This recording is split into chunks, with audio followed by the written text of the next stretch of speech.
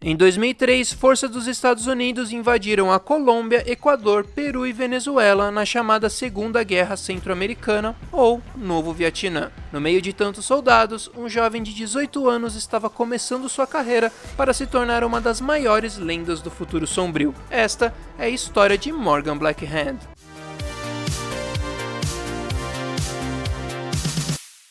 Dentre as várias profissões existentes no mundo, uma das mais perigosas com certeza é a solo. Seja um guarda-costas, um assassino de aluguel ou um soldado de alguma corporação que não dá a mínima para você, o importante é manter uma arma na mão e o objetivo de ser o melhor dos melhores. Mas se tem uma coisa que todo solo concorda, é que será difícil bater o talento e a reputação de Morgan Blackhand. Eu sou Barone e hoje te conto a história dele. Durante a Segunda Guerra Centro-Americana, Morgan fazia parte de uma unidade que tinha 102 cybersoldados.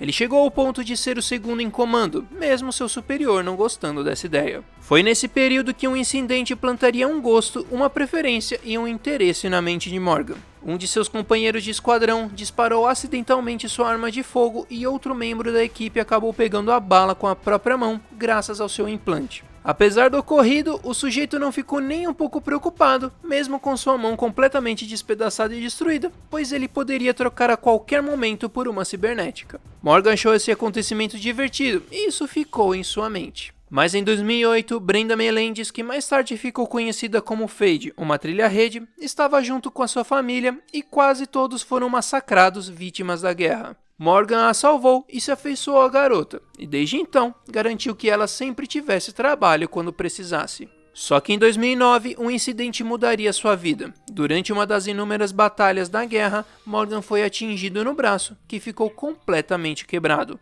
Um médico de campo, Mike McRae, foi correndo socorrer logo que imediatamente. Sem esperança de uma alternativa melhor, McRae decide por amputar o que restou do braço, para salvar a vida do então sujeito desconhecido. Depois da adrenalina, Morgan e McRae se apresentaram e se tornaram amigos, mantendo contato mesmo depois da guerra durante anos. E foi depois desse episódio que Morgan teve de colocar uma cibernética, um braço robótico, todo preto, cromado e anodizado. Assim, ele ganhou seu apelido de Blackhand. Em 2010, a guerra terminou e todos os combatentes voltaram para casa, apesar de não serem mais os mesmos. Assim como no Vietnã, os soldados, ao retornarem, não se sentiam pertencentes à sua comunidade e cultura, sentindo-se completamente deslocados, e isso não foi diferente para Blackhand. Seus conhecimentos praticamente serviam apenas para a guerra, já que como um assassino altamente treinado e com experiência em demolições, ninguém o contratava para um trabalho burocrático. E assim, ele teve de sobreviver na rua sem algum tipo de esperança. Essa situação se alastrou por alguns meses, até que um líder de uma Booster Gang, ou seja, uma gangue que usa bastante cromo, encontrou Blackhand e, como sentia um desgosto grande por ele, foi direto para o ataque. Blackhand não se abalou e rapidamente já transformou aquele arremedo de carne cromo em um corpo inerte sem vida. Sua sutileza e profissionalismo foi tão grande que impressionou um recrutador da Militech, que por um acaso do destino, observava a cena. A partir daí, a vida de Blackhand mudou, passando a cuidar de vários problemas da megacorporação. Isso porque ele aceitou uma proposta irrecusável do recrutador. Com esse novo cargo, propostas de outros clientes particulares começaram a surgir, e um deles foi Dexter Dobbs, um jovem gênio que criava soluções tecnológicas revolucionárias que contratou Blackhand para ser seu guarda-costas. Durante seu trabalho, Blackhand chegou a ensinar Dexter um pouco de autodefesa. Uma amizade cresceu entre os dois, assim como com Race Chapel, assistente de Dexter. E mesmo depois do serviço de guarda-costas, ambos auxiliavam Blackhand em alguns trabalhos e o ajudavam a atualizar seu equipamento. E em algum momento depois de 2013, Blackhand teve um caso amoroso com Rogue, apesar de não se saber muito sobre isso e poucas pessoas conhecerem essa história ou boato. Mas nem só de amizade sua lista era composta. Andrew Boa Boa Wayland entrou em conflito com Blackhand várias vezes enquanto trabalhava para a Petrochem, mas sobreviveu a todos esses encontros graças às suas habilidades. Além dele, Adam Smasher, outro mercenário de Nova York, que trabalhava para Arasaka, via Blackhand como seu rival, pois ele ameaçava sua visão de mundo em que o metal é melhor do que a carne. Para Smasher, o metal seria superior a tudo e a todos. Porém, Blackhand, mesmo tendo cromo, era mais humano e mesmo assim suas habilidades eram excelentes. E claro que para saber mais sobre Adam Smasher, você tem outro programa que fiz contando a história dele. Dá uma conferida lá. Mas de qualquer forma, apesar de Smasher sempre o desafiar, Black Hand simplesmente o ignorava em todos os confrontos que se encontravam. Isso porque ele considerava que seu verdadeiro rival era Kenichi Saburo, o guarda-costas pessoal de Michigo, neta de Saburo Arasaka, que na época tinha 4 anos de idade. Afinal, ele era considerado um dos melhores solos do mundo.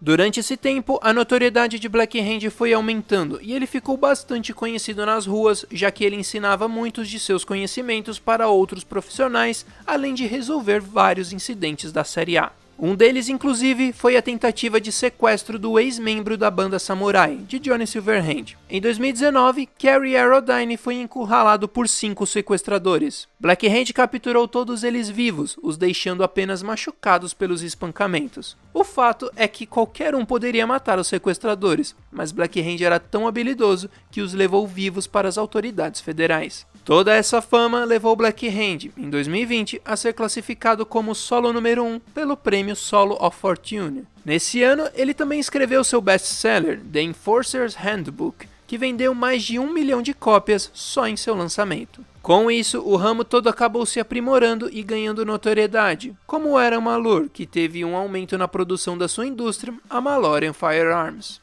Porém, em 2021, a Quarta Guerra Corporativa veio e arrastou todos para seu conflito, sendo que em janeiro de 2022, a Militech colocou Black Hand para liderar sua equipe de operações especiais da Guerra Oceânica, com o objetivo de supervisionar as operações de segurança da OTEC, fosse lá o que isso significava. Com a grana da Militech, Black Hand conseguiu contratar um grupo altamente qualificado, que em sua maioria ele já tinha trabalhado.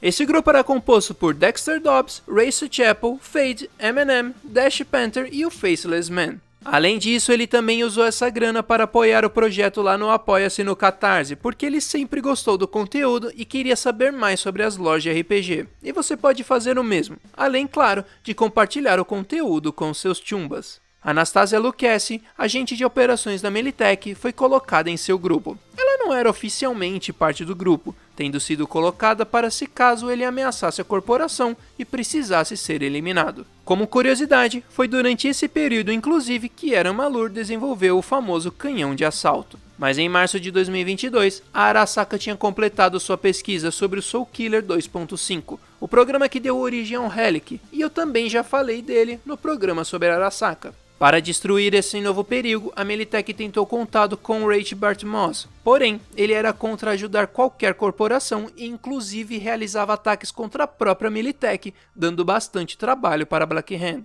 Mas a Militech não desistiu e em uma negociação com Alt Cunningham, ela aceitou a convencer Bartmoss. Ele acabou sendo persuadido e se juntou à equipe de Black Hand. No mês seguinte, Bartmoss conseguiu a localização do programa mestre. Porém, a contra-inteligência da Arasaka também conseguiu a localização dele, e em 6 de maio enviou uma equipe para eliminar o trilha-rede. Black Hand, na sua tentativa de o proteger, enviou uma equipe para cuidar da Arasaka, só que não foi o suficiente e Bartmoss acabou sendo morto nesse dia. Em agosto de 2023, a Militech decidiu que iria com tudo. Reuniu uma equipe composta pelos seus melhores agentes e no meio deles estavam Morgan Black Hand e Johnny Silverhand. Sua missão era atacar as torres da Arasaka em Night City, destruindo todas as informações do Soul Killer. Se possível, tentaria manter os dados do Relic, mas se não, ele também deveria ser destruído, e para esse objetivo, foi entregue a eles um dispositivo tático nuclear.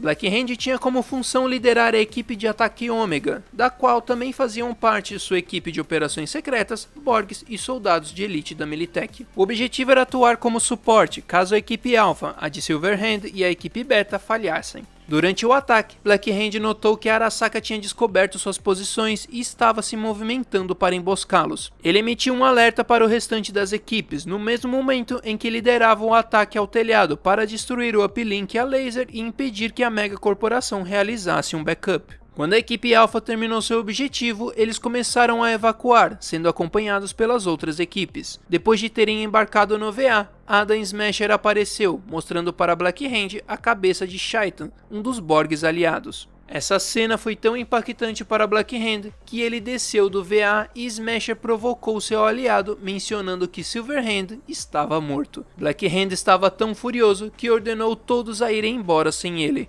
Graças a isso, sua equipe conseguiu se salvar.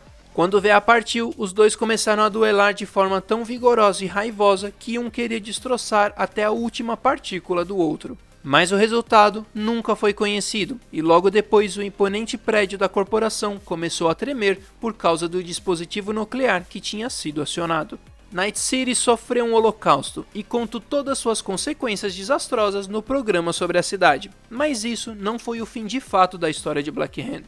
Depois da explosão, ninguém sabia dizer o que tinha acontecido com ele, nem quem era responsável pelo que tinha acontecido. Silverhand, Black Hand, Arasaka, Militech e o governo dos Estados Unidos foram, em algum ponto, acusados de terem causado toda essa destruição. O fato é que apenas rumores circularam sobre os status de Black Hand, sendo que o mais forte era de que tinha sobrevivido e retornado para Presidente Kress, relatando seu fracasso. Porém, ele teria continuado a trabalhar secretamente como um agente do governo. Inclusive, entre as décadas de 2030 e 2040, os rumores seriam de que ele tinha sido avistado em várias cidades diferentes que precisavam de poucos recursos para se reerguerem depois da guerra. Uma reportagem da WNS em 2077 mencionou um tiroteio em Japantown, em que vários agentes da megacorporação Lazarus foram encontrados mortos, e o único sobrevivente descreveu seu agressor como um homem corpulento com um braço cibernético preto. Todos esses boatos e rumores perduram por décadas, assim como as teorias do que realmente tinha acontecido naquele ataque das torres da Arasaka. Por conta de toda essa incerteza, Morgan Black Hand nunca teve um drink com seu nome na Afterlife, mesmo sendo uma das maiores lendas da série A. Muito obrigado por sua presença, boas rolagens e até a próxima!